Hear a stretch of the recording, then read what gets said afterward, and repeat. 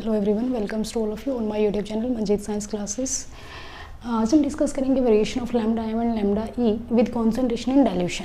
Means जो molar conductivity and equivalent conductivity है, इनके अंदर क्या चेंज आता है जब हम कॉन्सेंट्रेशन को डिक्रीज़ करते हैं, फिर इंक्रीज़ करते हैं, या फिर डाइल्यूशन को इंक्रीज़ या डिक्रीज़ करते हैं। सो डिफरेंस क्या होगा दोनों के अंदर। सो फर्स्टली अगर हम यहाँ पे दो टर्म का यूज़ करेंगे, कॉन्सेंट्रेशन इंक्रीजेस, कॉन्सेंट्रेशन या तो इंक्रीज करेंगे या फिर कॉन्सेंट्रेशन को डिक्रीज करेंगे। इनका मतलब क्या है? कॉन्सेंट्रेशन कब बढ़ेगी किसी भी सॉल्यूशन की? जब हम डाइल्यूशन कम करेंगे, मीन्स उसके अंदर वाटर कम डालेंगे, मतलब कॉन्सेंट्रेशन इंक्रीज का मतलब है डाइल्यूशन डिक्रीज। और कॉन्सेंट्रेशन डिक्रीज कब हुई? किसी भी इलेक्ट्रोलाइट का अमाउंट कम हो जाना, किसी भी इलेक्ट्रोलाइट की कॉन्सेंट्रेशन कम हो जाना, मतलब वाटर ऐड कर दिया ज़्यादा हमने। फॉर एग्जांपल हमारे पास कोई भी गिलास है, उसके अंदर हमने लिया स्वीट सॉल्यूशन लिया, मीठा पानी लिया। अगर हम उसके अंदर और ज़्यादा पानी ऐड कर देंगे तो उसकी जो मिठास है वो कम हो जाएगी। कब कम हुई? जब हमने वाटर ऐड कर दिया।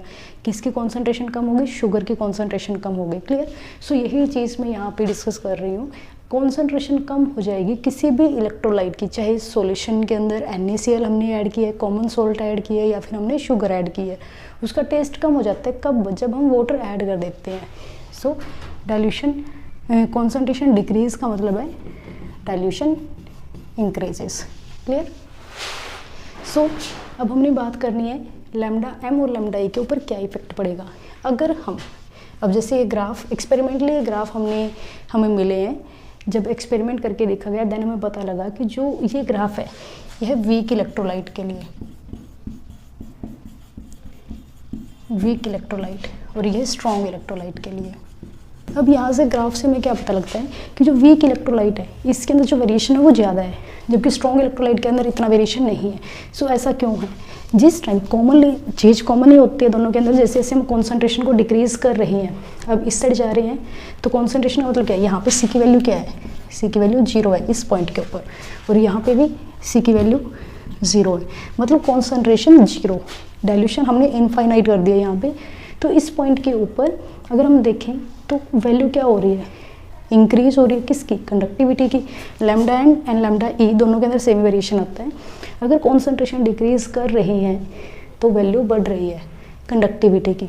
मीन्स अगर हम डाइल्यूशन इंक्रीज करते हैं, डाइल्यूशन इंक्रीजेस या फिर कॉन्सेंट्रेशन डिक्रीजेस, तो जो कंडक्टिविटी है लैम्डा एम है या फिर लैम्डा ई है वो क्या होगी? इंक्रीज होगी। क्यों इंक्रीज हुई है?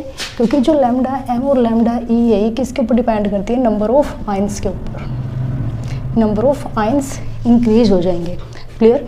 बट ये ज़्यादा ड्रेस्टिकली या फिर ज़्यादा वेरिएशन वीक इलेक्ट्रोलाइट में क्यों है? क्योंकि वीक इलेक्ट्रोलाइट कभी भी 100% डिसोसिएशन हमें नहीं देते। 100% डिसोसिएशन नहीं होता in case of weak electrolyte. So that's Y जैसे जैसे हम वाटर ऐड करते रहते हैं, फॉर एग्जांपल हमने लिया दो कर्व हमने लिए, एक लिया हमने एसिटिक एसिड की, दूसरी लिया हमने फॉर्मिक एसिड की।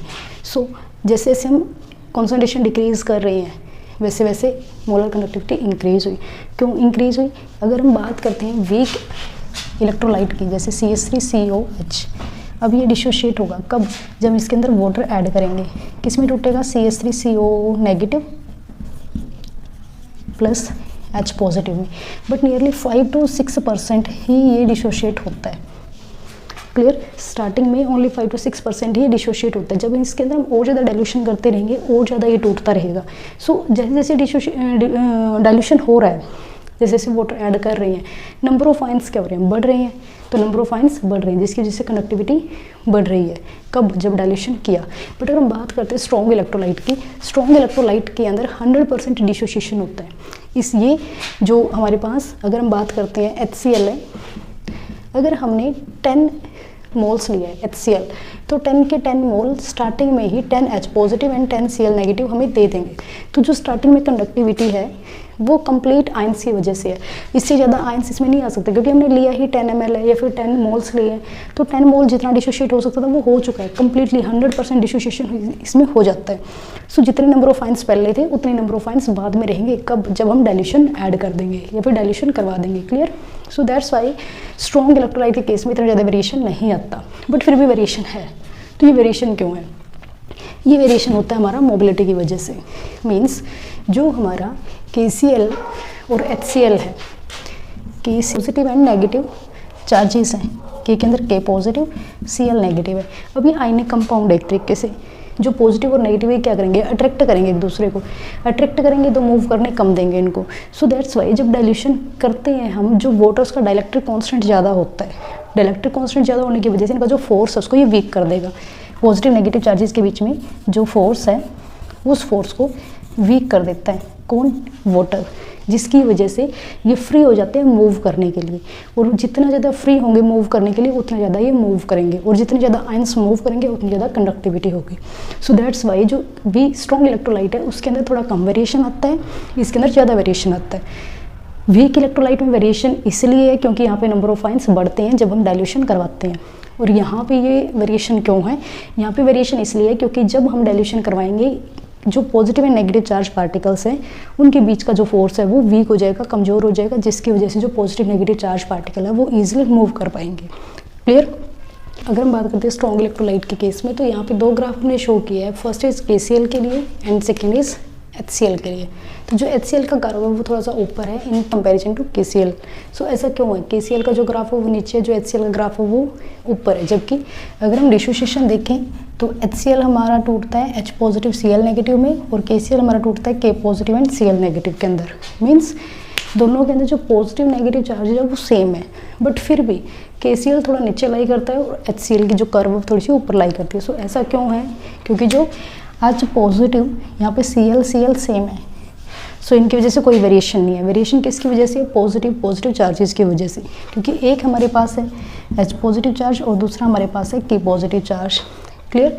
जो H पॉजिटिव है इसका जो मोलर मास है वो कम होता है, मोलर मास लेस है H पॉजिटिव का, किसके कंपैरिजन में? In comparison to K positive. Clear? So जितना कम मोलर मास होगा उतना ही जो हमारा एलिमेंट है, जो आयंस है वो हल्का होगा, और जितना ज़्यादा हल्का होगा उतना ज़्यादा वो मूव करेगा। मीन्स जो मोबिलिटी है H पॉजिटिव की वो ज़्यादा होगी in comparison to K positive ion के। सो दैट्स वाई जो H पॉजिटिव है वो ज़्यादा जल्दी फास्टली मूव करेगा in comparison to K positive से, और इसी वजह से इसकी जो मोलर कंडक्टिविटी है वो थोड़ी ज़्यादा होती है KCl से। क्लियर? इसके अंदर एक नेक्स्ट चीज़ क्या है कि जो ये वेरिएशन है, अब यहाँ से अगर हम कॉन्सेंट्रेशन 0 कर दें, मीन्स अगर मैं इन ग्राफ्स को एक्स्ट्रापोलेट करवाऊँ, इन ग्राफ को हम एक्स्ट्रापोलेट करें, मतलब अगर ये साइड हम इनको एक्सटेंड कर दें, तो स्ट्रॉन्ग इलेक्ट्रोलाइट के केस में मेरे पास एक टर्म आती है जहाँ पे, या फिर एक पॉइंट आता है जहाँ पे जो कॉन्सेंट्रेशन है वो 0 है। कॉन्सेंट्रेशन 0 का मतलब क्या है कि हमने डाइल्यूशन क्या कर दी, इनफाइनाइट कर दी। इनफाइनाइट डाइल्यूशन के ऊपर जो कंडक्टिविटी है हमारी उसको हम डिनोट करेंगे लैम्डा एम इनफाइनाइट से या फिर लैम्डा एम 0 से। अब मैंने 2 टर्म लिखे हैं, lambda M infinite and lambda M 0 क्यों लिखा है? ये तो रिप्रेजेंट करते हैं molar conductivity at concentration 0। Clear? Molar conductivity at concentration 0, जहाँ पे इलेक्ट्रोलाइट की कॉन्सेंट्रेशन 0 है।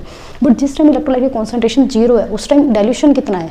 उस टाइम डाइल्यूशन हमारा इनफाइनाइट है, बहुत ज़्यादा डाइल्यूशन हमने कर दिया है, तो molar conductivity at infinite dilution. So ये दोनों ही टर्म आपकी बुक में लिखे मिल सकते हैं। सो कंफ्यूज नहीं होना कि कभी 0 लिख रहे हैं, कभी मोलर कंडक्टिविटी इनफाइनाइट पे लिख रहे हैं, या फिर जैसे किसी एक बुक में ये लिखा हो सकता है, दूसरी बुक में ये लिखा हो सकता है, तो इसमें कोई कन्फ्यूजन नहीं होनी चाहिए, दोनों का मतलब सेम ही है। क्लियर? सो जिस टाइम हम एक्स्ट्रापोलेट करवाते हैं ग्राफ्स को तो हमें लैम्डा एम इनफाइनाइट पे मिल जाता है in case of strong electrolyte. But अगर मैं यही बात करूं वीक इलेक्ट्रोलाइट के केस में, अगर हम यहाँ से इसको एक्स्ट्रापोलेट करवाएं तो कहाँ जाएगा ग्राफ? ग्राफ हमारा ऊपर की साइड ही जा रहा है, मतलब लैम्डा एम इनफाइनाइट डाइल्यूशन पे हम नहीं निकाल सकते in case of weak electrolyte. Clear? Week electrolyte के केस में हम इनफाइनाइट डाइल्यूशन पे लैम्डा एम की वैल्यू फाइंड आउट नहीं कर सकते। सो ये हमारे लिए एक प्रॉब्लम है।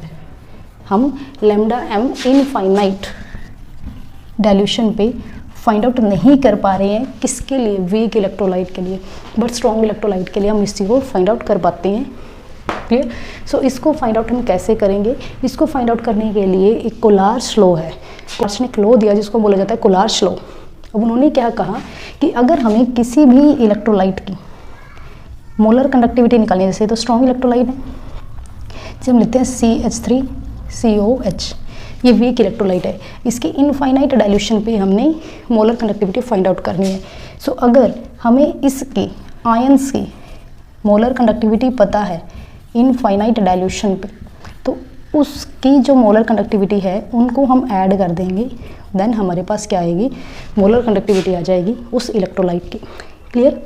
क्या बोला मैंने, वीक इलेक्ट्रोलाइट के केस में हम मोलर कंडक्टिविटी नहीं फाइंड आउट कर पा रहे थे इनफाइनाइट डाइल्यूशन पे, क्योंकि हमारा जो ग्राफ है वो पैरेलल चल रहा था वाई एक्सिस के। क्लियर। ये हमारी एक्स एक्सिस है, ये हमारी वाई एक्सिस है, वाई एक्सिस के पैरेलल हमारा जो ग्राफ है वो चल रहा था, वेरी कर रहा था। सो वीक इलेक्ट्रोलाइट के केस में हम lambda M infinite dilution find out नहीं कर पा रहे थे। सो इसके लिए कोलार्स ने एक लॉ दिया, कोलार्स एक साइंटिस्ट है, उन्होंने एक लॉ दिया, उन्होंने हमें बताया कि जिस भी इलेक्ट्रोलाइट की हमने मोलर कंडक्टिविटी फाइंड आउट करनी है इनफाइनाइट डाइल्यूशन पे, अगर उसके आयंस की मोलर कंडक्टिविटी हमें पता है इनफाइनाइट डाइल्यूशन पे क्या है, तो उनको ऐड करके हम उस इलेक्ट्रोलाइट की भी मोलर कंडक्टिविटी फाइंड आउट कर सकते हैं। क्लियर। अब इसके अंदर जैसे ये तो नंबर ऑफ आयंस 1 ही दे रहे हैं, कई ऐसे इलेक्ट्रोलाइट होते हैं, जैसे अगर हम बात करते हैं सल्फ्यूरिक एसिड की H2SO4, यहाँ से जब डिसोसिएशन होता है H2SO4 का, तो हमारे पास क्या आता है 2H positive plus SO4 2 negative, मतलब 2 पॉजिटिव और 2 नेगेटिव चार्जेस हमारे पास होते हैं। सो इनके आगे उन आयन से मल्टीप्लाई करो जितने ये पॉजिटिव एंड नेगेटिव में टूट रही हैं। क्लियर।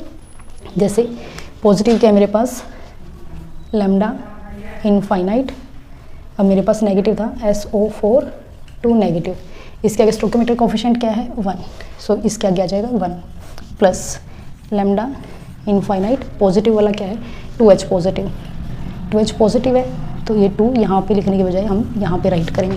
क्लियर। मतलब इनकी जो नंबर ऑफ आयंस है वो कितनी है वो हम राइट करेंगे इनके आगे स्टोइकियोमेट्रिक कोएफिशिएंट की फॉर्म में। क्लियर। सो ये था हमारा कोलार्स लॉ, जिसको हम डिस्कस करेंगे नेक्स्ट वीडियो के अंदर।